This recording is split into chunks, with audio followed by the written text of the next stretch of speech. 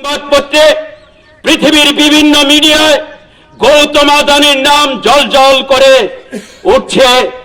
এটা কালিমালিপ্ত, উজ্জ্বল করছে না, কলঙ্কের ইতিহাস তৈরি করছে। তাই আমরা অত্র এলাকার জনগণের কাছে বিনম্র আবেদন করতে চাই, দেশ আজকে এক বিপজ্জনক পরিস্থিতির সম্মুখীন।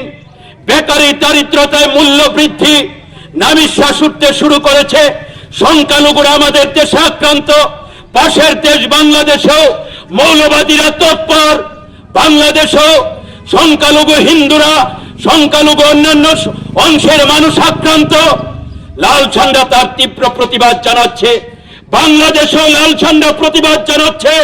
বাংলাদেশের মাটিতে দাঁড়িয়ে ধর্মনিরপেক্ষতাকে ঊর্ধ্বে তুলে ধরে সংখ্যালঘুদের অধিকার, তাদের জীবনের নিরাপত্তা সুনিশ্চিত করতে বাংলাদেশেও লাল ঝান্ডা বামপন্থীরা কর্মসূচি নিচ্ছে, মিছিল, প্রতিবাদ, প্রতিরোধের ডাক দিয়েছে। আমরাও ভারতবর্ষ, বাংলাদেশ যেখানেই সংখ্যালঘুরা আক্রান্ত, এখানেই আমরা প্রতিবাদ নামছি। সংখ্যালঘুদের জীবনে নিরাপত্তা নিতে হবে, প্রতিটি মানুষের জীবন মান উন্নত করতে হবে। একটা সুখী, সমৃদ্ধ, উন্নত দেশ গড়ে তুলবার জন্য ভারতবর্ষের মাটির নিচে উপরে পর্যাপ্ত সম্পদ ছিল, তাকে সঠিকভাবে কাজে লাগানো হচ্ছে না। কিছু সম্পদশালী লোক মুনাফার পাহাড় তৈরি করছে, সম্পদের পাহাড় তৈরি করছে, দেশের সরকারকে, রাজ্য সরকারগুলিকে ব্যবহার করছে। এই ক্ষেত্রে ব্যতিক্রম দক্ষিণ ভারতের সেই রাজ্য কেরালা। এখানে ধনীদের জন্য, শিল্পপতিদের জন্য কাজ হয় না।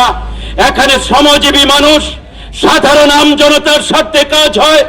বেকারদের কর্মসংস্থানের জন্য কাজ হয়, শ্রমজীবী মানুষের স্বার্থে কাজ হয়। তাই আগামী দিনে কেন্দ্রের জনবিরোধী নীতি, কেরালার প্রতি বৈষম্যমূলক আচরণের প্রতিবাদে, সংবিধান রক্ষার জন্য, সংখ্যালঘুদের নিরাপত্তার জন্য আমাদের লড়াই আগামী দিনেও জারি থাকবে।